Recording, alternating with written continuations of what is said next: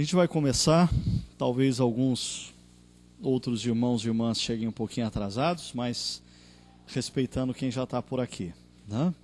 Queria dar início a esse momento com uma palavra de oração. Vamos buscar a presença de Deus.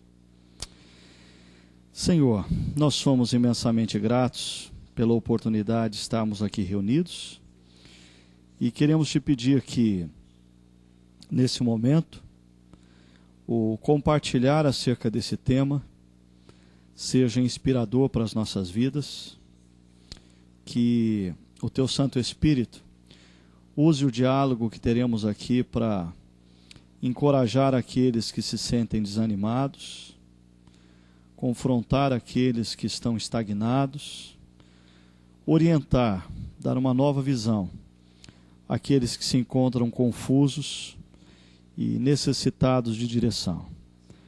Nós nos colocamos inteiramente nas Tuas mãos e pedimos que a Tua presença no nosso meio, por si só, seja fonte de grande bênção para as nossas vidas nessa tarde. Nós oramos em nome de Jesus. Amém, Senhor. Ok, gente. Eu queria tratar com vocês esse tema. Quem já me ouviu falando sobre a prática pastoral, talvez já conheça alguns dos conceitos que a gente vai trabalhar aqui. Mas, ok. Tá saindo lá? Tá. E eu queria fazer o seguinte, a qualquer momento que você quiser interagir, você o faça sem qualquer constrangimento. Esse aqui não é um espaço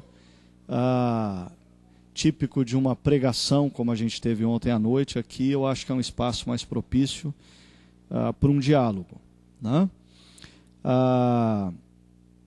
Falando um pouquinho da minha história pastoral, porque eu tenho aprendido que as ideias das pessoas fazem muito mais sentido quando a gente conhece a história das pessoas. Às vezes, quando você escuta alguém falando alguma coisa, o conceito desencarnado necessariamente não faz sentido, né? E eu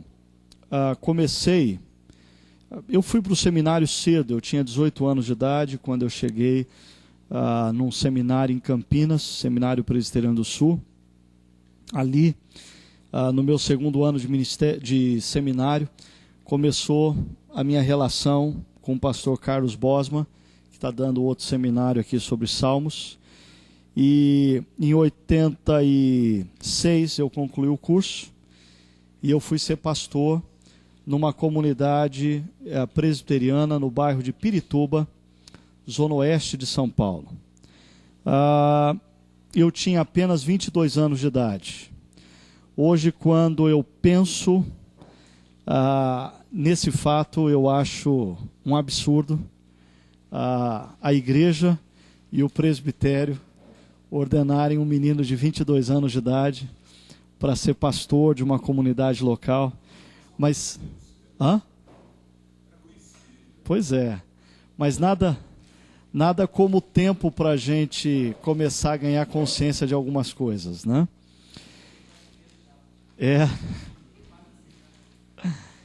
Eu acho que, apesar, eu falo que é complicado, porque o ministério pastoral, ele é uma ação que demanda naturalmente maturidade. Na nossa cultura, e aqui começando já alguma coisa que não estava preparada, mas eu acho que tem tudo a ver com o que a gente está conversando, na nossa cultura, formação pastoral se tornou altamente vinculada a esse conceito moderno de um cara ir para um seminário teológico, aprender teologia, aprender exegese, aprender homilética, aprender hermenêutica, ter um semestre de aconselhamento, um semestre de evangelização, um semestre de administração eclesiástica e manda o cara para o ministério. E na prática, esse sujeito ele se depara com pressões que o seminário não ensinou, não tratou. Por exemplo, você dá o melhor de si durante muito tempo e aí um dos líderes da igreja começa a te criticar e você senta com ele para conversar como um cristão e ele descarrega um caminhão de melancia em cima de você e parece que nada do que você fez foi contabilizado, só foi contabilizado o que você não fez. E aí?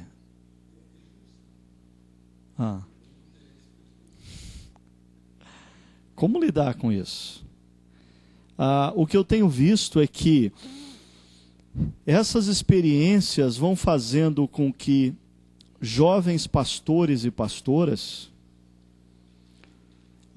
comecem a fazer opções no coração, opções pelo ressentimento, opções pela amargura, opções pela decepção. E aí eu me deparo às vezes com gente que tem aí 5, 6 anos de ministério, dizendo, não, eu decidi, eu vou fazer uma outra faculdade, e assim que eu puder eu migro, ou o cara fala assim, não, eu estou fazendo uma outra faculdade, porque eu ouvi um professor de seminário, via de regra, um cara amargurado também com o ministério, dizendo que, olha, ele tem que se cuidar, ele tem que ter uma outra profissão, porque se o ministério não der certo, ele tem um bote salva-vidas para se atirar fora. O que existe por detrás de todas essas colocações é a incapacidade de compreender o que de fato é o ministério pastoral. Eu acho impressionante a fala do apóstolo Paulo, que ele diz que ele está completando, através do ministério dele, os sofrimentos de Cristo. E só é capaz de sofrer de maneira altruísta pessoas emocionalmente seguras e maduras. E para mim, boa parte das feridas mútuas em pastores e igrejas na atualidade está relacionado ao fato de que a nossa formação pastoral concebe que o sujeito precisa de informação, quando na verdade o sujeito precisa de formação. São coisas diferentes. E essa formação passa pelo caráter, pela família, pela integridade, por valores, por princípios. Eu diria que formar um pastor leva muito tempo. Leva muito tempo. E você não consegue formar um pastor antes do tempo natural de maturação dele como pessoa. Mas nós queremos burlar as leis naturais do amadurecimento espiritual e emocional. Então a gente insiste em entender que se um sujeito tem 4 anos de seminário e tem diploma de teologia, ele pode ser um pastor. Não, não pode ser um pastor. Mas, falando um pouquinho sobre essa questão, eu queria apresentar para vocês um primeiro nome que na área pastoral me influenciou grandemente, que se chama Eugene Peterson, Eugene Peterson, em português claro, né? Eugene Peterson. O Eugene Peterson, ele foi professor muitos anos no Regent College, no Canadá, e paralelamente ele foi pastor durante muitos anos da mesma igreja, uma igreja presbiteriana. E os livros deles, hoje existem vários livros escritos em português, do Eugene Peterson. Um deles, que em inglês é chamado Working Triangles, eu não sei como que foi traduzido, Pastor segundo o coração de Deus, é quase igual, né? Trabalhando os ângulos para pastor segundo o coração de Deus, né? Mas essa ideia do livro Working Triangles, ou Trabalhando os Ângulos, parte de uma ideia muito interessante. Ele começa uma aula de teologia pastoral desenhando um triângulo na lousa e perguntando para os alunos dele como que se forma um triângulo. E todos os alunos respondem com 3 linhas. E ele diz, não, um triângulo é formado por 3 ângulos. As linhas são só consequência. E ele pega esse exemplo para dizer que muitos pastores, quando você pergunta o que é o ministério pastoral, eles respondem, o ministério pastoral é pregar, aconselhar e visitar. E talvez o Eugene Peterson diz, não, isso aí são as linhas. O ministério pastoral é formado pelos ângulos. E a gente precisaria se concentrar nos ângulos. E o Eugene Peterson diz o seguinte, a prática pastoral aos domingos não mudou muito ao longo dos anos, porque essa é a temática, a gente aprendendo com a história e os desafios, as necessidades de hoje. E o Eugene Peterson diz, olha, aos domingos um pastor, via de regra, tem que pregar a palavra, administrar os sacramentos e zelar pela disciplina. E aqui você percebe toda a tradição calvinista presbiteriana do Eugene Peterson, definindo a prática pastoral como a prática aos domingos de pregar a palavra, administrar os sacramentos e zelar pela disciplina. Agora, quando um pastor se vê diante de uma comunidade local aos domingos, ele tem a sensação que o mundo está em perfeita ordem. Não sei quantos pastores já pararam para pensar nisso, mas aos domingos as pessoas, via de regra, estão bem vestidas, elas botam a roupinha de ver Deus, né? O marido e a esposa, que não se falam a semana toda, estão sentados lado a lado, né? Os jovens que estão tendo um namoro complicadíssimo, visitando motel, à torto à direita, de domingo estão tocando na banda, e eles parecem espirituais. Você olha para uma igreja no domingo, você não consegue acreditar que aquilo ali é um bando de pecador. Não? Você não consegue acreditar. Você olha para uma igreja de domingo e fala, não, Deus, não é possível, o senhor deve estar equivocado. Essas pessoas não são pecadoras. Olha aquele pai, olha aquele homem sentado do lado da sua esposa, olha aquele jovem comportadinho do lado da sua namorada, olha aquele filho sentado do lado da mãe, tudo parece estar em perfeita ordem. O problema é o que acontece entre domingos. E aí, o Eugene Peterson diz que o grande problema da prática pastoral na atualidade não é o que acontece aos domingos, porque não mudou muito o que um pastor fazia aos domingos e o que um pastor deve fazer aos domingos hoje. O que mudou drasticamente é o que um pastor faz entre domingos, de segunda a sábado. O Eugene Peterson diz que, no passado, em meio ao caos, porque durante o domingo você tem ordem. Agora, de segunda a sábado, você tem um caos. É de segunda a sábado que o marido e a mulher bate boca. É de segunda a sábado que o cara decide abandonar a família. É de segunda a sábado que os jovens vão para o motel. É de segunda a sábado que o cara sonega imposto de renda.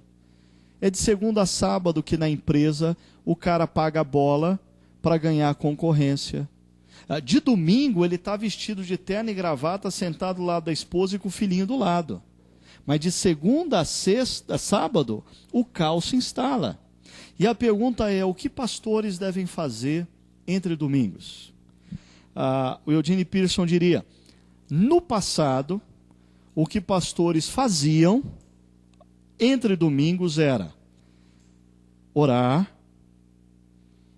ler as Escrituras e ensinar as Escrituras e desenvolver a mentoria espiritual. a mentoria espiritual, que é o coração do pastorado. Deixa eu explicar um pouquinho para vocês essas três terminologias. Quando nós oramos, eu sei que na nossa cultura contemporânea, nossa cultura gospel, a oração é grandemente tida como um instrumento para a gente arrancar coisa de Deus, né? Oração é vista como um instrumento para a gente conseguir de Deus o que a gente quer. Então, pessoas oram muito, porque elas acham que quanto mais elas orarem, é como se elas tivessem o poder de ir torcendo o braço de Deus, até Deus bater na mesa e falar, tá bom, eu me rendo, eu faço o que você quer. Outros fazem jejum, como uma espécie de greve de fome, porque quem sabe, se Deus, se o Senhor não fizer isso, eu morro de fome, eu vou ficar de jejum, e enquanto o Senhor não fizer isso, eu não como nada. A oração, na nossa cultura gospel, é instrumento para conseguir de Deus o que a gente quer. No entanto, oração, no passado, sempre foi tido como um espaço, não no qual a minha vontade convence o coração de Deus, mas um espaço no qual o coração de Deus convence a minha vontade. O C.S. Lewis, numa das suas frases clássicas, que é retratada naquele filme Terra das Sombras, quando ele é questionado por alguém sobre o fato de que a sua esposa com câncer não era curada, e essa pessoa diz, mas você não está orando a Deus? Ele diz, eu estou orando a Deus. E ele complementa dizendo, a questão é que quando eu oro, não é Deus quem muda, quando eu oro, eu mudo. A oração não é um instrumento para mudar a Deus. A oração é um instrumento para mudar as nossas vidas. Na medida em que nós nos dedicamos à oração, as nossas vidas são conformadas à vontade de Deus. E não Deus é conformado à nossa vontade. A leitura das Escrituras. Enquanto na oração nós ganhamos a consciência do que Deus quer fazer e está fazendo em nossas vidas, quando nós lemos as Escrituras, nós ganhamos a consciência de como Deus, ao longo da história, age na vida de homens e mulheres pecadores como eu. O que é a Bíblia, senão histórias, relatos de homens e mulheres, não heróis, pecadores como eu e você, alvos da graça de Deus, alvos do cuidado de Deus, alvos do trabalho de Deus. É muito diferente quando você, por exemplo, lê as histórias bíblicas, não procurando heróis, mas procurando gente agraciada por Deus. Aí você vai descobrir que Abraão era um cara igualzinho a mim e a você. Que a esposa dele, quando ri de uma promessa de Deus, ela era tão incrédula quanto eu e você. Jacó, quando tenta levar vantagem em tudo, era tão pecador quanto eu e você. Deus não escolheu esses homens porque eles eram melhores. Deus escolheu esses homens e essas mulheres porque Ele decidiu agraciá-los. Então, quando a gente tem contato com as Escrituras, a gente é relembrado de algumas verdades. A gente é relembrado da natureza humana, pecadora, falha. Eu me lembro que uma vez eu estava conversando com um pastor, e dentre outras coisas ele me disse assim, Ricardo, eu estou muito decepcionado com a igreja. Eu não aguento mais essas pessoas. Porque, olha, teve tal presbítero que me feriu, teve tal mulher que falou mal de mim, teve uma situação que feriram meu filho. E eu parei e falei assim, escuta, mas o que você está dizendo que você está... Nem Deus tenha. Quando você decidiu pastorear uma igreja, você estava consciente de que você seria pastor de um bando de pecadores pastoreado pelo maior deles. Ponto final. E se a graça de Deus não estiver nesse negócio, a gente não vai para lugar nenhum. Quando você lê as Escrituras, você é relembrado de que não existem grandes expectativas acerca do povo de Deus. Desculpa se eu estou provocando o coração de alguns, porque assim, eu não sei, mas a gente tem esse hábito de, por exemplo, construir a imagem de que a igreja primitiva era a igreja. Quantas vezes eu e você, os pastores aqui, a gente já não pregou aquele sermãozinho retornando às raízes, resgatando os valores da igreja primitiva? Gente, quando a gente lê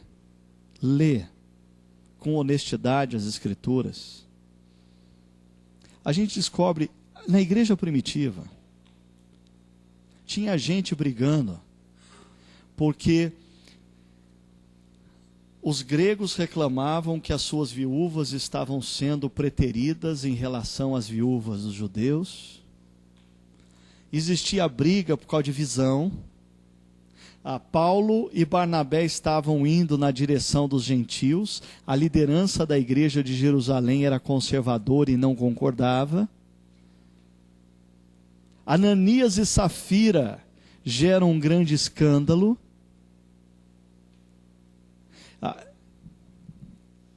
Uma vez eu estava num grupo do Projeto Timóteo, que é um ministério voltado não é um ministério de pastoreio de pastores, mas é um ministério de pastoreio mútuo entre pastores. Um grupo de pastores que caminham juntos.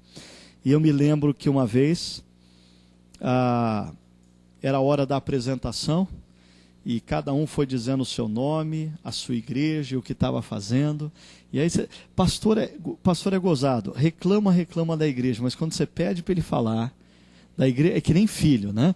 Não, porque a minha igreja, nós estamos fazendo isso, nós estamos realizando aquilo, tal, e vai contando. Aí chegou na vez do preletor falar, e o preletor daquela ocasião disse assim: olha, meu nome é fulano de tal, eu sou pastor de uma igreja em tal cidade, e a minha igreja é profundamente bíblica.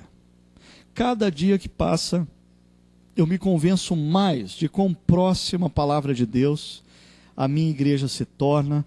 Por exemplo, quando eu leio a Epístola aos Coríntios, eu vejo a minha igreja. Sim. Lá na igreja, eu leio Coríntios, eu digo, lá na igreja, a gente também tem fofoqueiro, a gente também tem maledicente, tem lá uns par de adúltero, tem um bando de idólatra, avarento, a gente tem aos montes. E eles se consideravam espirituais. De corintiano, então, estava cheio. Então,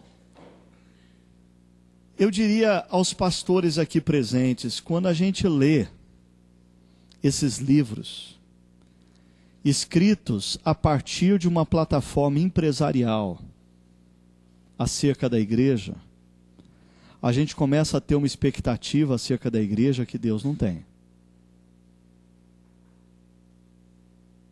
Eu acho que quando Jesus virou para Pedro e perguntou 3 vezes para ele se o amava, e por 3 vezes ele falou, então pastoreia o meu rebanho.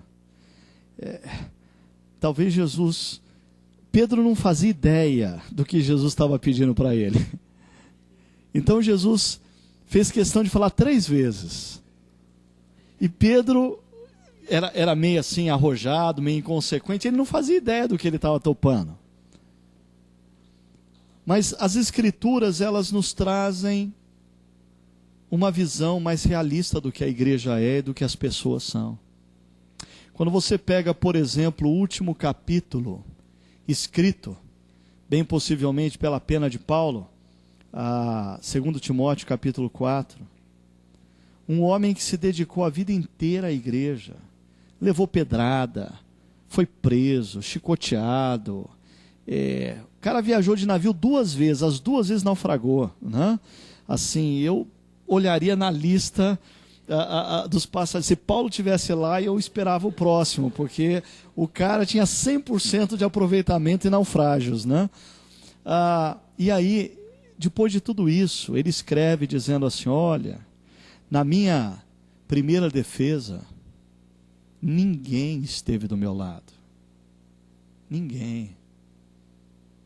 Olha, corre vir depressa estar comigo, porque só Lucas está comigo.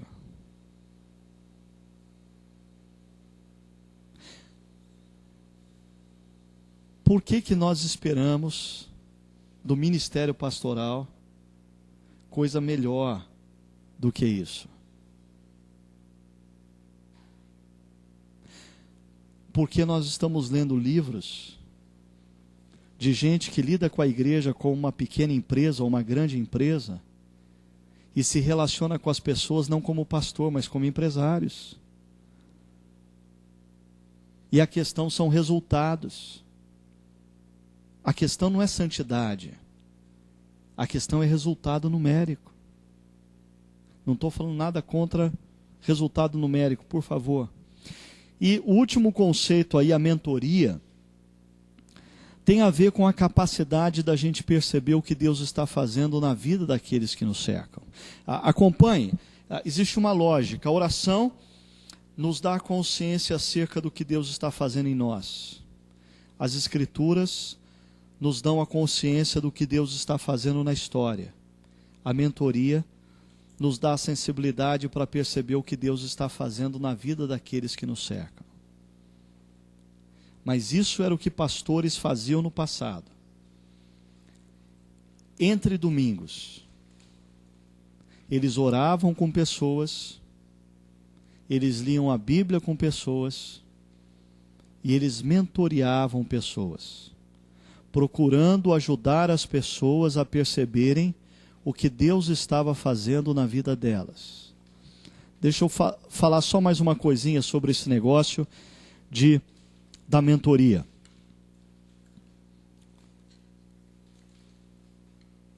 Mentorear uma pessoa, uma vida, é bem diferente da gente ficar ousando dar resposta para todos os problemas que as pessoas nos apresentam. Agora, segunda-feira, a minha esposa Sônia estava dizendo para mim que ela estava profundamente tocada com uma notícia que ela tinha ouvido falar de uma jovem de 16 anos da cidade de Campinas que contraiu esse vírus dessa gripe injustamente, viu, Carlão, intitulada suína, né? E essa jovem faleceu. Ela estava grávida de gêmeos e as 2 crianças sobreviveram. E aí a reportagem mostrou a mãe dessa jovem cuidando dos 2 bebês. E essa mãe tem uma outra filha de 14 anos de idade e um filho mais velho excepcional. E a Sônia falou assim: como que vai ser a vida dessa mulher? Como que ela vai conseguir fazer isso? E os pastores no presente têm o hábito de, por exemplo, se essa mulher fosse membro da igreja deles, eles estariam visitando e tentando explicar para aquela mulher o que Deus está querendo fazer. Não é assim que acontece? Não, minha irmã. A irmã precisa ter consciência de que tudo contribui para o bem daqueles que amam a Deus. Deus tem um propósito nessa causa. E olha, quem sabe essas crianças que você vai criar vão se transformar em grandes missionárias. Porque olha, irmã, Deus me falou que a morte da sua filha vai ser ainda usado como uma grande obra na história da sua outra filha. E assim por diante. Agora, Diferentemente, a mentoria não é a arte de tentar descobrir o que Deus quer fazer com as coisas. A mentoria é a arte de caminhar ao lado da pessoa, deixando que Deus, com o tempo, revele os seus segredos. Se Ele quiser. Se Ele quiser. Existem sofrimentos que não têm explicação. Existem sofrimentos que existem para serem simplesmente acolhidos e exercitar a nossa confiança de que o nosso Deus tem caráter. Ponto final. Ponto final. Agora, deixa eu mostrar para vocês como isso funcionava na prática dos pastores do passado, quando eles atuavam entre domingos. Então, entre domingos o caos estava na vida das pessoas. É entre domingos que você tem que ir no velório, é entre domingos que você vai visitar a pessoa que está lutando contra o câncer, é entre domingos que você tem que conversar com a pessoa que está desempregada, é entre domingos que casais estão se separando, é entre domingos que adolescentes engravidam, e é entre domingos que você tem que entrar em contato com tudo isso e fazer uso da oração, das escrituras e da mentoria. Através da oração, das escrituras e da mentoria, você reorienta o caos e você prega no domingo. Que olha que interessante, um pastor que não tem esse filtro da oração, das escrituras e da mentoria, o que ele faz aos domingos, ele amplifica o caos. Porque ele vai trazendo o caos de segunda a sábado para a pregação de domingo. Eu gosto da imagem de Gênesis capítulo 1, que diz que o universo, o mundo era sem forma e vazio. Então o texto diz, disse Deus. É palavra, não é ação. Deus não pega nada, Deus não faz nada, Deus fala. E quando Deus fala, o caos vai ganhando ordem. E eu gosto dessa imagem, porque quando nós pregamos em sintonia com a voz de Deus, as pessoas que vêm carregadas de caos, de segunda a sábado, elas passam a ouvir a voz de Deus se propagando no coração e na mente, e a voz de Deus gradativamente coloca ordem no mundo interior. E as pessoas saem no domingo mais organizadas para enfrentarem o caos de segunda a sábado, para voltarem domingo e ouvir a voz de Deus de maneira que a ordem seja reinstalada. Porque na próxima semana de segunda a sábado, o caos volta a assaltar o coração e a mente delas. Agora, o que acontece numa comunidade cristã, quando o pastor não tem essa prática dos pastores da antiguidade, de segunda a sábado, da oração, da leitura das escrituras e da mentoria. O que ele fala no domingo? Sabe o que ele fala no domingo daí? Ele fala no domingo das notícias do jornal, do curso de psicologia, do livro de teologia alemã que ele leu, da palestra sobre economia que ele escutou. E essas coisas não instalam ordem no caos. Elas simplesmente amplificam o caos.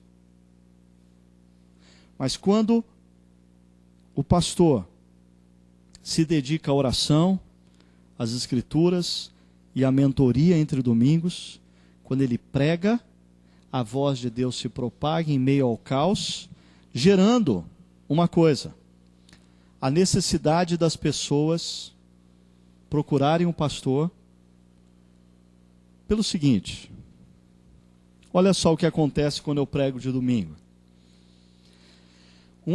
Eu prego sobre relacionamento conjugal. E eu digo: marido, você precisa assumir a responsabilidade pelo seu lar. Você tem que ser o líder da sua casa. Mulher, o livro de Provérbios fala que tem 2 tipos de mulher. A mulher que é coroa do marido, honra o marido, e a mulher que é câncer nos ossos. É a mulher que acaba com a vida do seu marido de dentro para fora. Que tipo de mulher você quer ser? Aí olha o que acontece. Diante dessa palavra, um homem me procura durante a semana e diz assim: pastor, esse negócio de eu ser líder da minha casa foi um grande desafio para mim. Eu preciso de ajuda. O senhor poderia orar por mim? Posso. Eu vou orar por você. A oração como uma consequência da pregação. Aí, eu recebo uma mulher que diz assim: olha, pastor, aquele negócio de falar de mulher, câncer nos ossos, mulher coroa do marido, aquele negócio me deixou muito indignada, porque eu percebo que a coisa não é bem assim, tem o outro lado da história, o senhor precisa saber quem é o meu marido, eu preciso te contar o que meu marido fez, blá, blá, blá. Essa mulher, o que eu falei no domingo, trouxe à tona uma crise. E o que eu vou fazer? Eu vou abrir as Escrituras e ministrá-la. Com gente quebrantada, a gente ora. Com gente incomodada, a gente caminha junto, lidando com as Escrituras. Mas esses 2 processos, eles são mais simples. Existe aquele casal que me procura, dizendo assim: pastor, nós havíamos nos decidido pelo divórcio. A sua pregação no domingo mexeu com a gente. Mas nós temos um relacionamento de 20 anos, mal construído, mal estabelecido, e nós decidimos que a última chance que nós vamos dar para essa relação é essa conversa com o senhor. O que eu vou dizer para esse casal? Falar assim: olha, um estrago feito ao longo de 20 anos não vai ser resolvido numa tarde. Mas se vocês quiserem, eu posso nas próximas semanas caminhar junto com vocês, tentando entender melhor o que está acontecendo, mentoria, orando por vocês, abrindo as Escrituras e lidando com a vida de vocês. E de certa maneira, esse refluxo que vem da pregação, ele revela para a gente o caos das pessoas. E o caos se torna matéria-prima para eu voltar a orar, voltar a procurar as respostas de Deus nas Escrituras, para voltar a pregar. Esse era o ciclo do que pastores faziam na antiguidade entre domingos. Agora, o que pastores fazem no presente? Queria ouvir vocês. O que pastores fazem entre domingos no presente? Prepara a mensagem de domingo? A partir do quê?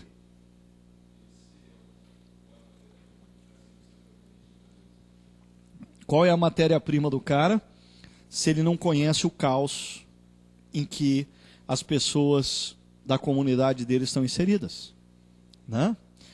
Esse é o problema desse modelo pastoral que muitos admiram e às vezes pastores correm atrás, do sujeito que só falta chegar de helicóptero domingo, descer por uma cordinha, pregar, fazer uma pregação fantástica, fenomenal, e antes da oração final ser arrebatado e ninguém vê o cara mais durante a semana. Ninguém tem acesso a ele. Ele não conversa com ninguém, ele não dialoga com ninguém, ele não tem grupos de discipulado, ele não tem momentos de aconselhamento, ele não sabe qual que é o caos das vidas. Já já eu explico como que esse cara tem tanto sucesso. O que mais que você acha que pastores fazem hoje entre domingos? Eu não estou falando dos pastores presentes, eu estou falando daqueles outros, né? que não vieram para a conferência porque eles devem estar fazendo coisa errada por aí, né? O que pastores fazem entre domingos?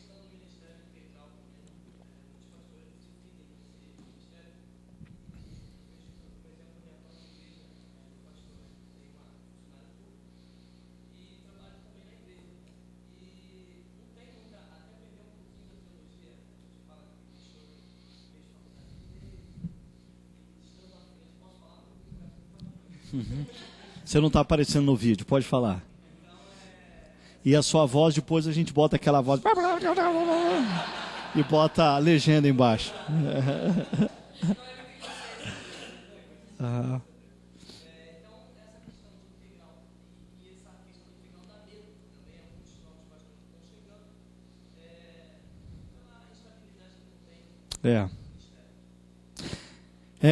Essa é uma coisa que, por mais que existam defesas contra ou ataques contra, defesas a favor do ministério de tempo parcial,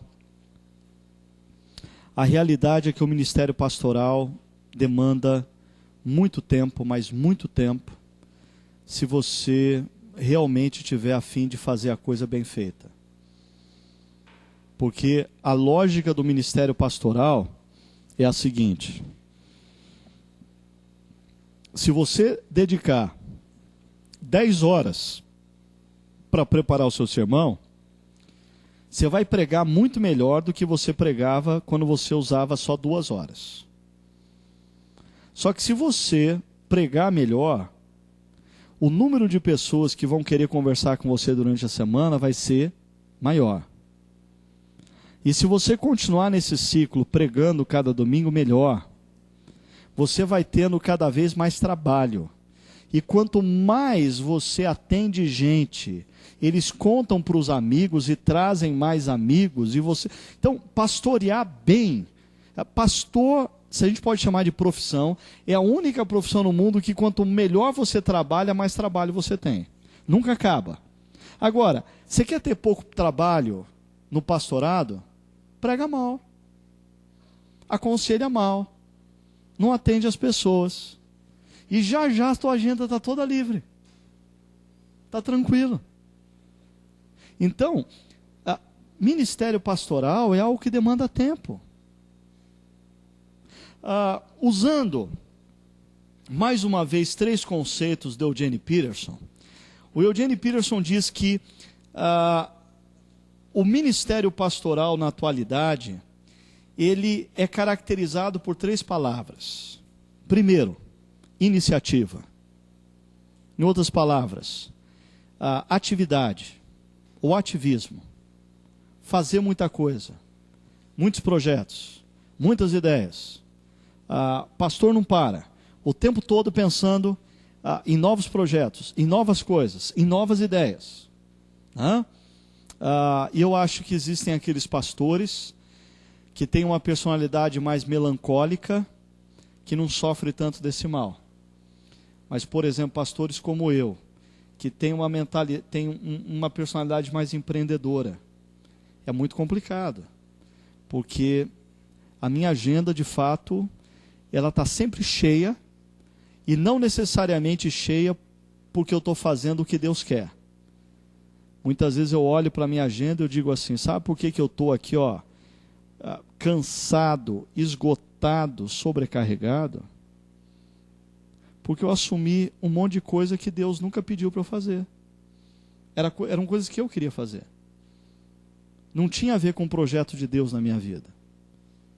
E quanto menos eu oro, leio as Escrituras e tenho relacionamentos de mentoria, mais eu me perco. mais coisa que não tem nada a ver com o projeto de Deus eu começo a fazer. Agora, o contrário também é verdadeiro, né? Quanto mais você se dedica à oração, às escrituras, à mentoria, maior consciência você ganha de que Deus não mandou você fazer tudo. Reverendo Elben Len César, da revista Ultimato, uma vez eu disse para o reverendo: e aí, reverendo, quando que vai sair o próximo livro? E aquele jeitão de mineiro dele, ele disse assim: meu filho, na medida em que a gente envelhece, a gente descobre um jeito diferente de orar. Eu disse: ah, é? Quando a gente é jovem, a gente diz assim: Deus me dá forças para escrever mais um livro. Deus me dá forças para pregar em outra igreja. Deus me dá força para um novo projeto. Quando a gente envelhece, ele disse, a gente começa a orar: Deus me impede de escrever o livro que não deve ser escrito. Me impede de pregar o sermão que não deve ser pregado. Me impede de aceitar o convite que não deve ser aceito. Eu invejo aqueles que envelhecem com sabedoria. Eu invejo. Eu digo sempre à minha igreja: eu não tenho medo nenhum de envelhecer. Medo nenhum. Eu tenho medo de envelhecer e não ficar sábio. Porque quando a gente envelhece, a única coisa que mantém as pessoas por perto da gente é a sabedoria. Envelhecer não é uma opção. A gente não tem alternativa. Agora, amadurecer é uma opção. E eu acho que, pegando aqui um pouco mais essa coisa da caminhada pastoral, eu acho que no passado, os pastores eram conhecidos por serem homens sábios. Eles eram sábios. Só isso. No passado não tinha terapeuta, né? Não tinha advogado, e quem julgava algumas questões e ajudava as pessoas a compreenderem melhor divergências era o sábio pastor. Quem ajudava as pessoas a resolver seus conflitos e reorientar suas almas era o sábio pastor. Tanto que eles eram chamados de curadores da alma, porque eles eram especialistas em compreender o que acontecia no coração humano e reorientar o coração humano. No entanto, nós pastores, hoje nos tornamos especialistas em atividades e projetos. E nos desconectamos do coração humano. E aí, sabe quem as pessoas estão procurando? As ovelhas das nossas igrejas. Eu vou falar uma coisa aqui, mas eu já explico. As pessoas estão procurando os terapeutas. Eu não tenho nada contra os terapeutas. Na minha igreja eu tenho vários terapeutas que me ajudam no cuidado das pessoas. Mas uma coisa eu reconheço.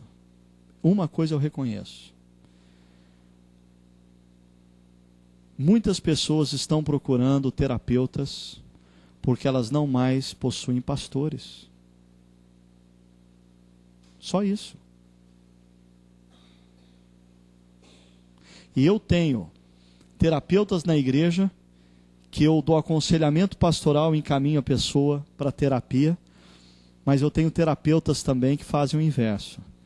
Às vezes chega a gente dizendo assim: olha, eu fui lá, marquei uma hora, e ela ouviu e falou assim: você não está precisando de terapia, você está precisando de aconselhamento pastoral, você está precisando de pastor, de Bíblia, de discipulado, né? E eu não sei se você se dá conta disso.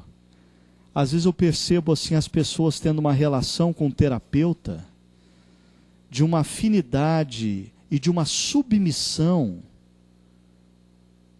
muito maior do que ela tem com o próprio pastor. Eu preciso conversar com o meu terapeuta. Eu estou vivendo um momento difícil na minha vida, eu até marquei uma hora para conversar com o meu terapeuta. Bons tempos, quando as pessoas, quando estavam vivendo um momento difícil na vida, procuravam um pastor.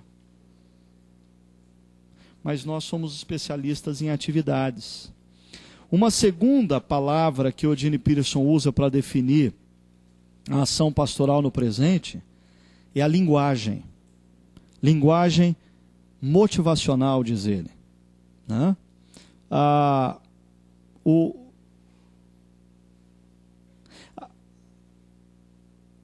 Na medida em que a gente prega, se você for um aluno aplicado na pregação, você descobre os caminhos para pregar bem, quer você ore, quer você não ore. Eu me lembro de um aluno que eu tive no seminário, que ele disse assim para mim: pastor, eu estou em crise. Eu falei, tá, por quê? Eu cheguei a uma conclusão. Eu não preciso do Espírito Santo para pregar bem. Irmã, e o duro que é verdade. O cara com técnicas, ele sabe fazer a pessoa rir, sabe fazer a pessoa chorar, ele sabe a hora de colocar a frase de impacto. O comunicador eloquente, ele consegue pegar as pessoas, ele joga para a direita, e joga para a esquerda, e joga para cima, e joga para baixo, e faz dar risada, e faz chorar, e faz rir outra vez, e faz chorar. Olha, tem pregações que você sai assim massacrado emocionalmente, exausto, porque o cara te torceu, ele fez você rir e chorar, e fez esse movimento com você trocentas vezes. Isso necessariamente não tem a ver com o Espírito Santo. Tem a ver com a habilidade de lidar com o público.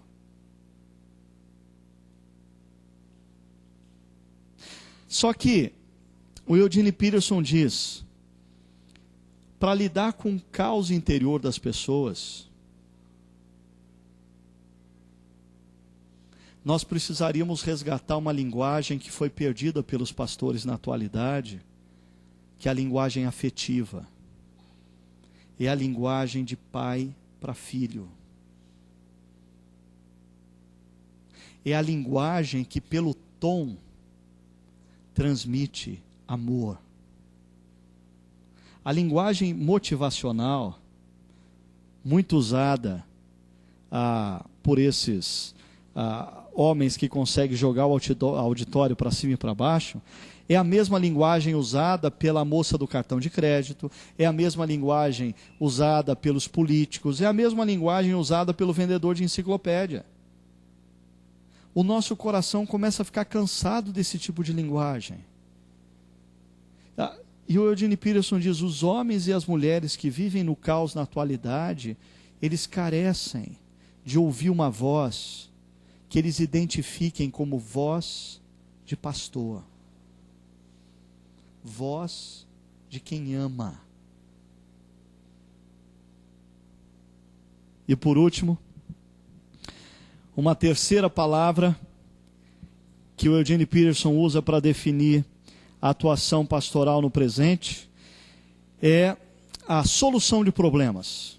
Pastores solucionam problemas. Se você está desempregado, vem aqui, eu vou orar e você vai arrumar um emprego. Se o seu casamento vai acabar, vem aqui, eu vou orar e o seu casamento vai ser salvo. Se você está diagnosticado com câncer, vem aqui, vamos orar, vamos fazer um jejum e Deus vai te curar. E a gente acha que o papel pastoral é resolver problemas. E sabe, essa é uma brincadeira meio de que é brincar de ser Deus. E a gente tem que tomar cuidado, porque os pastores, eles andam sempre numa linha muito tênue entre o serviço a Deus e a representatividade diante das pessoas da pessoa de Deus. E às vezes a gente começa a brincar de ser Deus, e como as nossas igrejas gostam quando a gente brinca de ser Deus. Porque já percebeu que no fundo as igrejas gostam desse cara carismático, desse cara que fala em nome de Deus, desse cara que promete coisas, desse cara que ora e as coisas acontecem.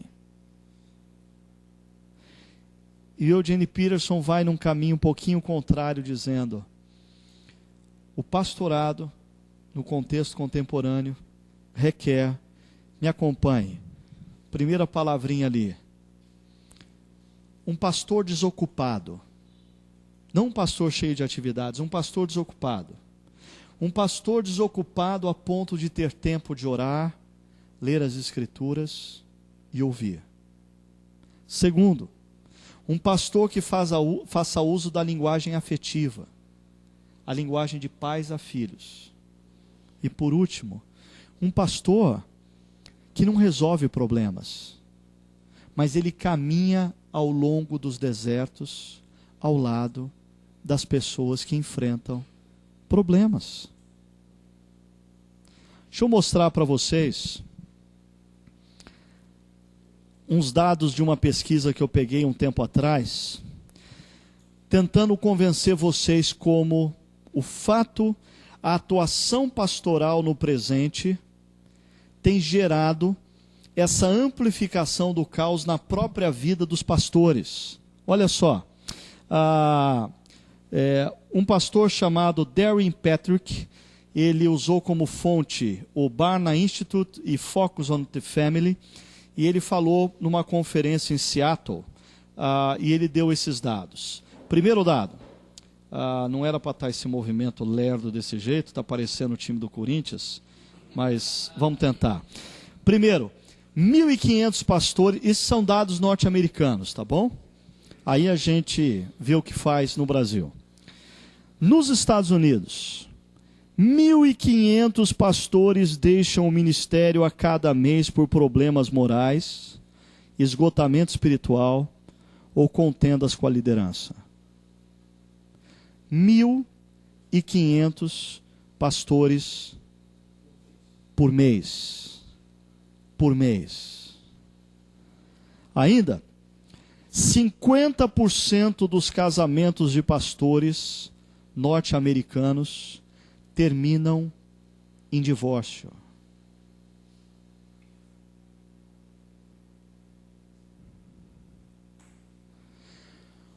O 80% dos pastores e 84% de suas esposas sentem-se desqualificados e desencorajados para o ministério pastoral. Gente, eu sei que a gente lê muito livro de pastor norte-americano, mas é interessante como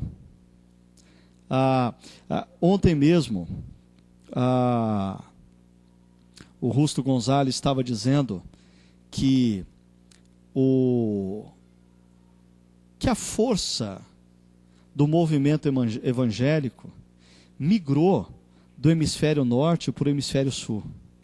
Na hora que ele falou isso, eu pensei assim, mas por que a gente ainda acha que as igrejas de sucesso estão no hemisfério norte? Por que as igrejas do hemisfério norte continuam sendo modelo para a gente? Porque a gente não percebe que essas igrejas são ilhas no hemisfério norte. O grande oceano do mundo evangélico no hemisfério norte é composto por igrejas que não têm mais do que 100 membros. E de pastores esgotados tentando ser esse homem de sucesso, através da iniciativa, através da eloquência, através da solução de problemas. E o cara passa 1 ano de ministério, fazendo atividade, solucionando o problema, sendo eloquente, 2 anos, 3 anos, 4 anos, 5 anos, e o cara vai se estourando emocionalmente, vai se estourando espiritualmente, porque o referencial de sucesso dele é aquele cara cheio de atividade, que soluciona problema e que tem uma linguagem motivacional fantástica. 50% dos pastores sentem-se tão desencorajados que, se tivesse uma outra forma de renda, deixariam o ministério pastoral. Você consegue entender o que isso aqui está dizendo? Se você tivesse como dizer para o cara assim, amigo, eu te pago a mesma coisa que a igreja te paga para você trabalhar numa empresa de segunda a sexta, das 8 às 5 da tarde. Só. 50% deles topariam na hora. Eles estão tão desencorajados que eles só não saem do ministério porque eles não têm como sair do ministério. Ainda, 80% dos estudantes de seminários que entram no ministério deixam o mesmo no prazo de 5 anos. Depois de 5 anos, eles estão fora. Ainda, 70% dos pastores lutam constantemente com sintomas de depressão. Talvez eles nem saibam, mas eles lutam. Quase 40% dos pesquisados afirmam terem tido um caso extraconjugal depois que entraram no ministério. 40%. 70% afirmam que o único tempo que dedicam estudando a Bíblia é quando estão preparando os sermões. 70%. 80% das esposas de pastores desejariam que seus maridos tivessem uma outra profissão. O que você sente diante desse quadro, que ainda bem que é norte-americano?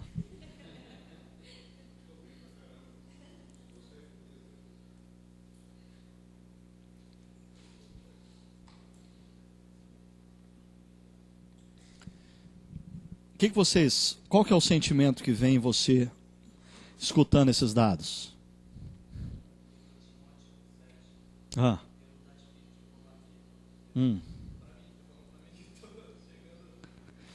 Eu pensei que você ia um pouquinho mais para frente no texto de Timóteo, quando Paulo diz para Timóteo: toma cuidado de ti mesmo.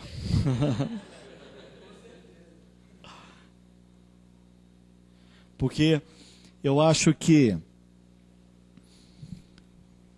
a natureza pastoral, a natureza do trabalho pastoral, foi, ao longo do século XX, grandemente corrompida.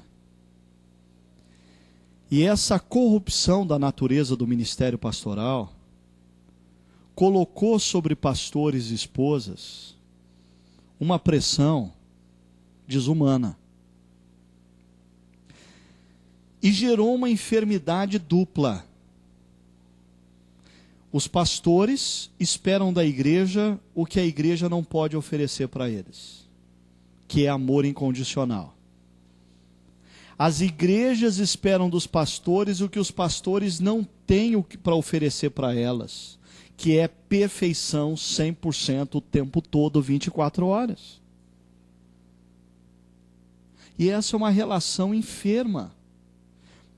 A editora Mundo Cristão lançou o mês passado um livro chamado Feridos em Nome de Deus, que foi escrito por uma jornalista da Gazeta Mercantil. Eu tive a oportunidade de interagir com ela numa das entrevistas, mas uma das coisas que eu coloquei para ela foi o seguinte: olha, você está escrevendo um livro de uma realidade. Tem muitos crentes que foram feridos em nome de Deus por causa dos seus pastores. Mas eu conheço muitos pastores que foram feridos em nome de Deus por causa das suas igrejas. É uma enfermidade dupla que se retroalimenta. Por isso, a minha provocação e proposta para vocês, nessa tarde, é a da gente tentar resgatar a natureza do ministério pastoral. E interessante, o texto que mais me chama a atenção no resgate da natureza do ministério pastoral é um texto que fala de um diácono. Filipe, Atos 8.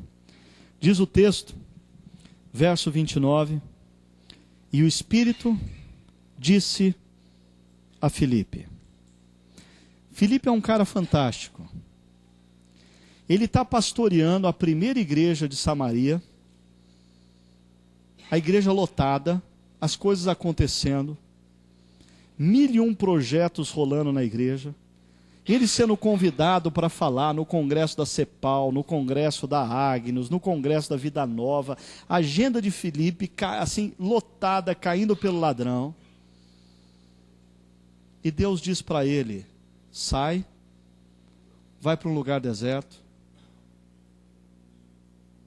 E Filipe consegue ouvir a voz de Deus falando isso. Gozado, a gente sempre escuta Deus falando para a gente sair do deserto e ir para o lugar de maior destaque, né? A gente sempre escuta Deus falando para a gente deixar a igreja de 30 para ir para a igreja de 300. É difícil a gente ouvir Deus falando para a gente deixar a igreja de 300 para a igreja de 30, né, Carlão? E Filipe é um cara que tem a capacidade de ouvir Deus. Eu diria, essa é a característica de quem ora, de quem tem tempo disponível para orar. Porque gente ocupada não ora. E gente que não ora só escuta os rumores do seu próprio coração. Não consegue escutar Deus. Filipe demonstra sensibilidade ao mover do Espírito. E aí, o Espírito Santo diz a Filipe nesse texto que ele deveria se aproximar da carruagem que estava passando pelo caminho. E o verso 30 diz: então Filipe correu e ouviu o homem lendo o profeta Isaías. Proximidade. Se você não se aproxima das pessoas, você não escuta nada. Se você não se relaciona com pessoas, você não sabe o que está se passando no coração delas. Se você não conversa com as pessoas que você pastoreia, você não sabe o que elas estão lendo, nem o que elas estão questionando, nem o que elas estão vivendo. Sensibilidade ao mover de Deus, proximidade das pessoas. Verso 31, Filipe perguntou para esse homem se ele entendia o que ele estava lendo. A resposta foi: como posso entender se alguém não me explicar? E alguns anos atrás eu escrevi um artigo, acho que é Pastoreando em Meio ao Caos. Está aí pela internet, em vários lugares, se você quiser caçar depois, Pastoreando em Meio ao Caos. Aonde eu falo desse verbo, que é interessante, no grego, esse verbo é o verbo rodogel, que vem de rodos, substantivo rodos, caminho. Rodogel era a ação daqueles que guiavam pessoas através do caminho, mais ou menos como guias no deserto. O que esse homem está falando para Filipe é: como eu posso entender se alguém não me guiar? Guiar é muito mais do que explicar. Explicar é o que eu estou fazendo para vocês em 1 hora. Aí eu pego meu carro, vou embora, a gente nunca mais se vê. E olha, é a coisa mais simples e cômoda do mundo explicar. Vocês entenderam? Entenderam? Joia. Eu saio daqui com a sensação de que a missão está cumprida. Mas guiar, aí guiar é mais complicado. Se você me parar e falar assim: Ricardo, você poderia me guiar para que eu me tornasse um bom pastor? Ih, cara, aí complicou. Aí eu vou ter que sentar mais vezes com você.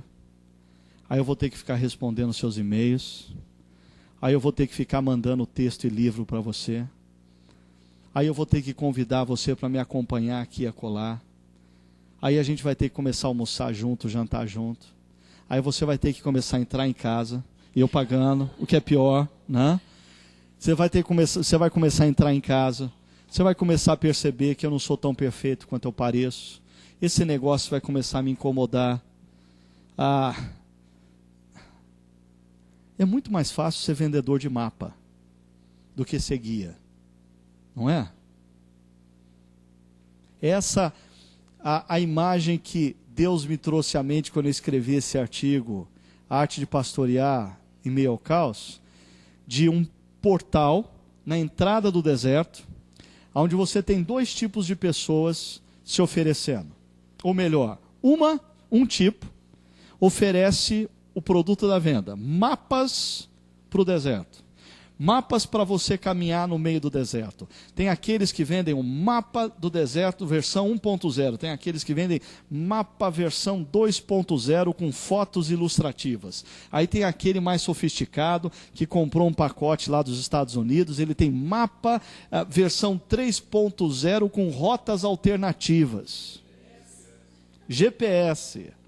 Agora, tem um Zé Ninguém coitado que ele não tem o que vender.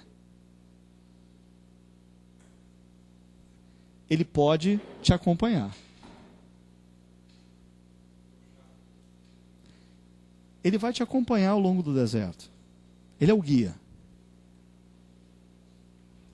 Para mim, o grande contraste dos pastores na antiguidade para os pastores da atualidade, existem exceções e eu estou generalizando, por isso me perdoem. Mas na antiguidade, a grande concentração do trabalho pastoral era de um trabalho de guia. Eles caminhavam com as pessoas, orando, lendo as Escrituras e mentoreando as pessoas. Hoje, o trabalho pastoral, na sua grande maioria, está concentrado no trabalho de vender mapas. Pregar de domingo. Nada contra pregar bem. Eu acho que é parte do processo pastoral. A questão é a grande diferença entre passado e presente não se dá aos domingos. A grande diferença de passado e presente se dá entre domingos. Entre domingos. Filipe é convidado a ser guia. Sensibilidade, proximidade e guia. Ele vai guiar aquele homem, e um dos versos mais lindos desse trecho, para mim, é o verso 35, que diz, começando com aquela passagem da Escritura, Isaías anunciou-lhe as boas novas de Jesus. Mas Filipe começou aonde aquele sujeito se encontrava.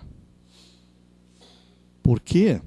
Porque ele tinha tempo de perceber aonde aquele sujeito se encontrava. Quem não tem tempo, vem de método. Quem tem tempo, escuta a pergunta e a partir da pergunta, caminha com essa pessoa até Jesus. Então, minha proposta para vocês é que pastores têm se perdido não necessariamente no que fazem aos domingos. Têm se perdido principalmente no que fazem entre domingos. No passado, o que pastores faziam aos domingos e entre domingos não era muito diferente. Entre domingos, pastores oravam, liam as Escrituras com as pessoas e guiavam essas pessoas espiritualmente, em meio ao caos. Como fazer para resgatar isso no presente? Agora, a resposta está com vocês. O que vocês acham?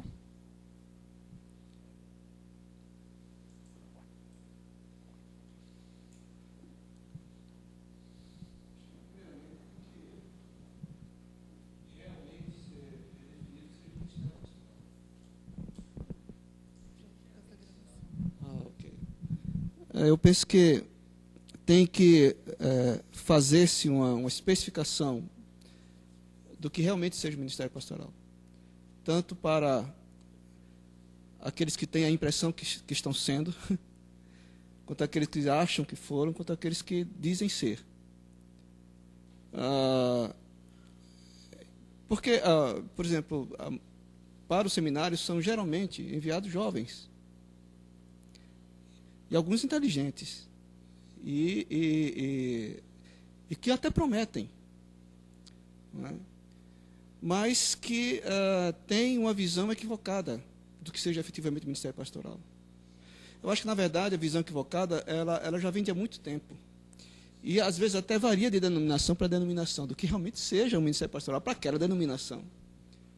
Mas, quando a gente se depara com realidades de que até mesmo o pastor precisa ser pastoreado, para que ele não cause mais feridas, ou para que ele não jogue as feridas dele sobre os outros. Então, se a pessoa não percebe isso, ela entra em crise e ela leva a igreja a uma crise, e Deus tem que arrebatar a igreja, porque não tem pastor para ela. Então, acho que, dentre outras coisas, eu acho que pensar isso seria um primeiro passo, tanto para quem deseja ir, quanto para aqueles que se responsabilizam por enviar. Porque nem mesmo uma avaliação bem feita, às vezes, tem acontecido. Não é? Porque mesmo para aqueles que são examinados ou observados, se tem potencial ou não, os critérios são outros bem diferentes hoje em dia. Nem para eles é pedido que leiam a Bíblia, não é pedido que tenham uma dignidade moral cristã efetiva.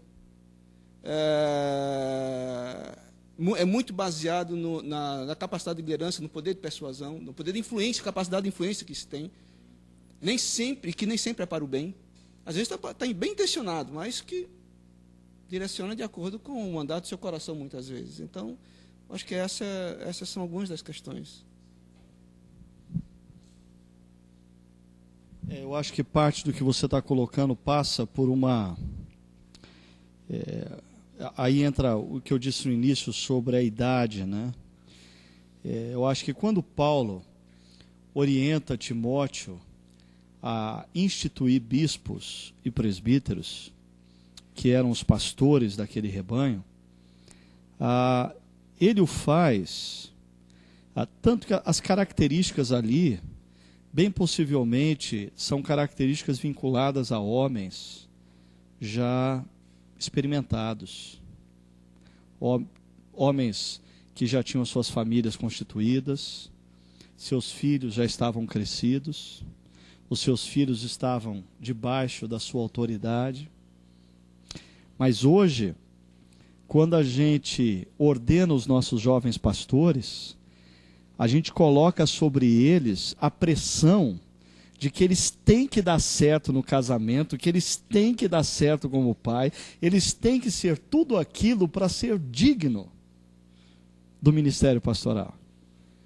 Quando parece que as características em 1 Timóteo e Tito, não eram características, se você vai ser, então você tem que ser isso. Não, as características eram assim, identifique homens que têm essas características. Então, ordene-os, presbíteros e bispos. Mas não sei se faz sentido para vocês, a inversão disso coloca sobre os nossos jovens uma pressão complicadíssima. Porque a igreja coloca sobre eles a expectativa deles serem nota 10, 24 horas por dia, 7 dias por semana. E a história da esposa do pastor, né? Que a esposa do pastor recebe essa pressão, do filho do pastor. Eu tenho que confessar que eu fui muito agraciado quando eu assumi a igreja de Pirituba. Eu assumi no lugar de um pastor que a esposa dele era assim, aquela máquina, né? Ela cuidava das mulheres, ela cuidava das crianças, ela tocava piano, ela dirigia a liturgia, ela preparava o sermão para ele, a mulher fazia tudo. Aí, coitada da Sônia, 20 anos de idade, casada comigo, eu falei assim, meu Deus, e se essa igreja massacrar a minha esposa? Pela graça de Deus, aquela igreja entendeu que a Sônia não era como aquela esposa daquele pastor. Ela era só uma jovem, minha companheira, e a melhor coisa que ela poderia fazer pela igreja era cuidar de mim. Graças a Deus por isso. Mas nem todas as histórias são assim.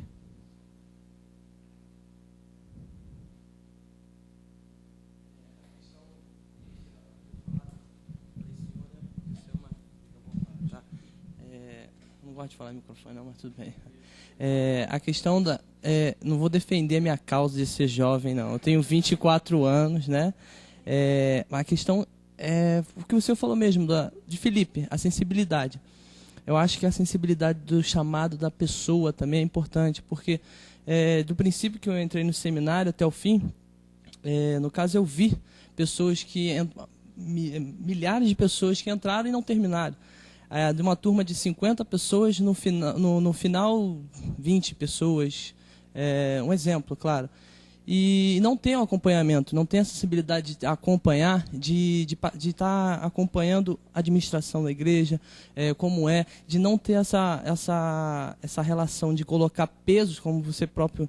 eu, por exemplo, tenho bastante peso sobre a minha igreja, no caso, responsabilidade que é colocado, mas mesmo assim eu aprendi bastante, graças a Deus tem uns pastores que me aconselham, e eu deixo isso acontecer porque eu sei que é importante isso, eu ser aconselhado, e eu não deixo eu gosto de ficar, eu não gosto de sair, é diferente, eu sou um jovem que não gosta de sair, gosto de ficar em casa. Tem gente que fala que eu sou maluco e velho, né? Mas é interessante eu ter o meu espaço. Então, assim, graças a Deus eu descobri que eu tenho que ter esse espaço. Então, eu acho que também tenho sido privilegiado até pela minha formação familiar com a minha mãe. Então, acho que a questão maior não é questão só de ser jovem, porque não sei, em questão dos judeus, a relação jovem acho que era de 30 para cima, 40, alguma coisa assim.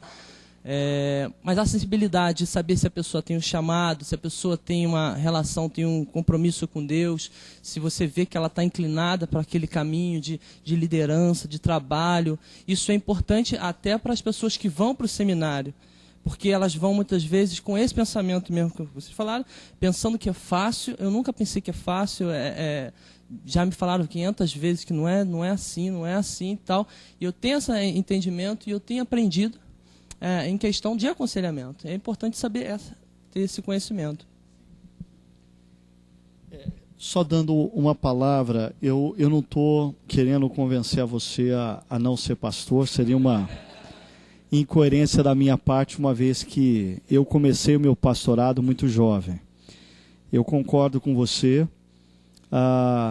Quando a gente olha na Bíblia, existem inúmeros jovens que Deus levanta e eles até são levados a clamar a Deus dizendo, eu não estou preparado, e Deus diz, não, mas a questão não é o quão preparado você está, a questão é eu vou estar com você, né? Mas eu diria o seguinte, se eu estivesse começando o meu ministério novamente, eu me agarraria mais intensamente a algum sábio pastor mais antigo e faria dele explicitamente o meu mentor. Sentaria com ele pelo menos uma vez por mês, dizendo o que estava acontecendo, ouviria o que ele tem a dizer, porque eu acho que essa foi a relação de Timóteo com Paulo. E essa é uma relação de cuidado boa. Eu costumo dizer à minha igreja que assim, eu acredito que eu ainda vou me tornar um pastor. Né? Eu acho que a gente... ser pastor, na essência da palavra, demanda a gente passar a fase de que a gente está iludido com muitas coisas e a gente passa a se concentrar tão somente nas pessoas. E eu digo para a minha igreja sempre, tenha paciência que eu chego lá. Eu ainda vou virar um pastor. Eu estou tentando. Há 20 e poucos anos eu estou tentando. É uma caminhada. Boa tarde. Não, só queria trazer aqui também para cá, para esse momento, uma reflexão quando o senhor colocou aqui como os pastores no passado agiam, eu entendo que hoje a postura pastoral ela está muito assim, talvez pelo tempo, pela falta de tempo, enfim, pelo ativismo. Eu venho de uma região onde aconteceu muito isso e não sei se deu certo. Eu estou colocando aqui nesse momento para a gente poder refletir. É a questão das células, grupos pequenos. Muitos pastores, talvez pela falta de tempo, enfim, por ter uma visão de que o corpo pode ministrar ao corpo, eles delegaram, transferiram alguma responsabilidade de acompanhar, de aconselhar, de ler a palavra para grupos pequenos. E criou-se, alguns chamam de célula, alguns chamam de culto nos lares e tal. E essa alternativa, vamos dizer assim, vamos colocar assim, não foi muito próspera. Algumas conseguiram até bom resultado, mas a maioria não conseguiu bons resultados porque gerou nas próprias células uma divisão do corpo maior, enfim. Então eu entendo que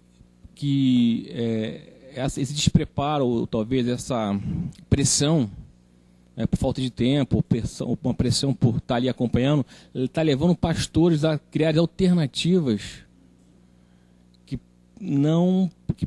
pode de repente não responder aquilo que eles anseiam. Pelo contrário, pode trazer uma degeneração maior para o rebanho. Eu vou concluir, que o nosso tempo está esgotado, só dizendo acerca disso para você e para os demais, que a ideia da igreja em grupos pequenos, ela, ao mesmo tempo, é uma solução para o pastorado que guia, que é sensível, e ao mesmo tempo não é uma solução. Por que não é uma solução? Eu diria, não é uma solução quando você trabalha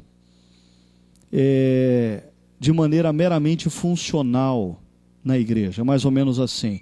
Gente, vamos instituir uma estratégia de pastoreio aqui na igreja. A partir de hoje nós estamos divididos em 12 grupos. O Tico vai ser líder de um, o outro vai ser líder do outro, o Carlão vai ser líder do outro, e assim vai. Então procurem o grupo mais próximo da sua residência e passe a frequentar. Isso não vai funcionar. Isso, primeiro, pastoreado, você não faz assim dizendo, minha irmã, a partir de hoje o Carlos é o teu pastor. Como? Nem conheço o Carlos. Quando que os grupos pequenos se tornam uma alternativa saudável de pastoreio? Quando você, como pastor, tem o seu grupo de discipulado, no qual você derrama sua vida, no qual você procura acompanhá-los, no qual você procura conhecê-los, no qual você procura aconselhá-los. Entenda? Não adianta a gente ser utópico.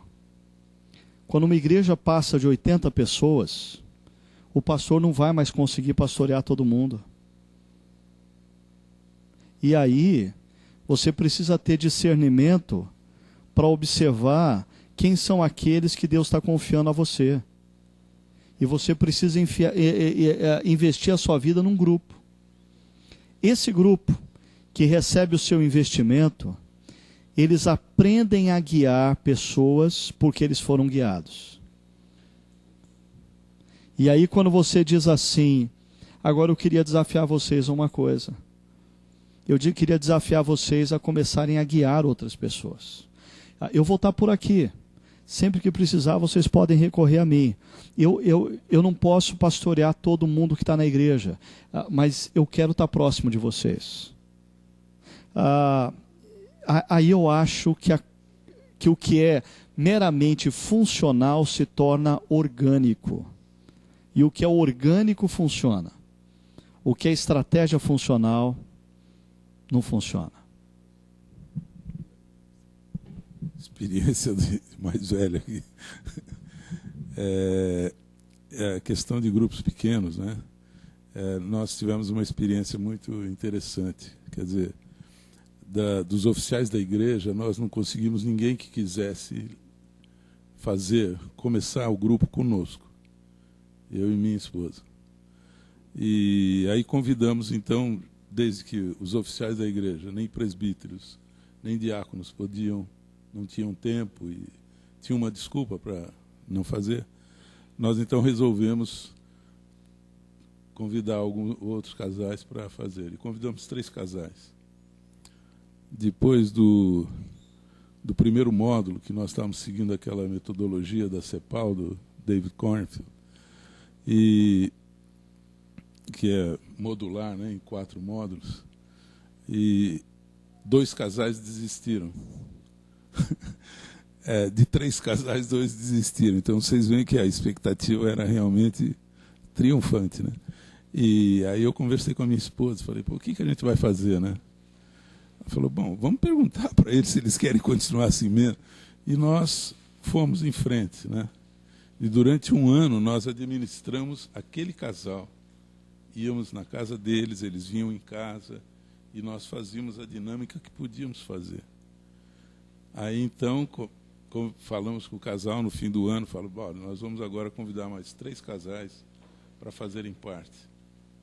Bem, resumindo, quer dizer, hoje nós temos lá 15 casais na igreja que lideram, tá certo, o movimento, e temos nesses casais presbíteros e diáconos que se tornaram líderes através desse ministério. Quer dizer, nas primeiras turmas nós tínhamos pessoas que nem para ler a Bíblia não liam, porque eram pessoas novas na igreja e que não tinham experiência, né? E hoje são pessoas que têm liderança e orientando outros, né? Mas a partir do nosso ministério, entende? Como casal, como formando grupos e prosseguindo. Essa é a experiência que eu tenho. Eu não tenho a menor pretensão de pastorear todas as pessoas que passam pela minha igreja, e eu procuro ser muito honesto para aqueles que estão chegando, que eu não vou dar conta, talvez, nem de me envolver emocionalmente com elas. Porque...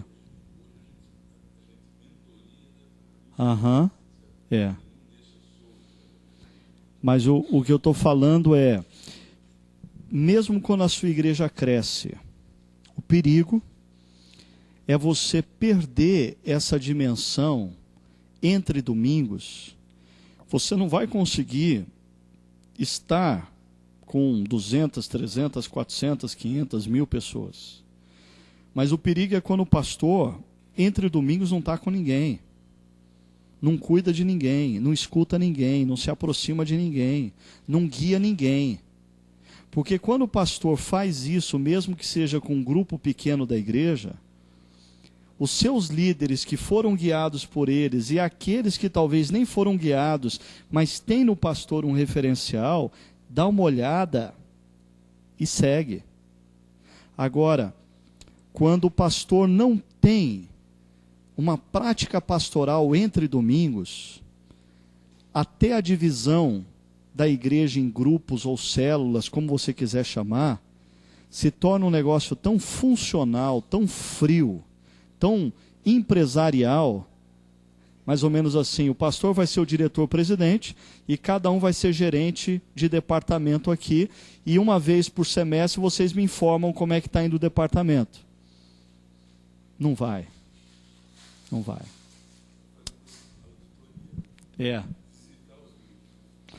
Bom, eu espero que você saia daqui com mais perguntas do que respostas, porque respostas iludem a gente. A gente sai achando que já descobriu o caminho e depois a gente se decepciona dizendo, não era bem aquilo que eu imaginava. Mas se você está saindo daqui com bastante perguntas, eu tenho certeza que você vai crescer muito nos próximos meses e anos, tá bom? Deus abençoe muito aí vocês e obrigado, tá?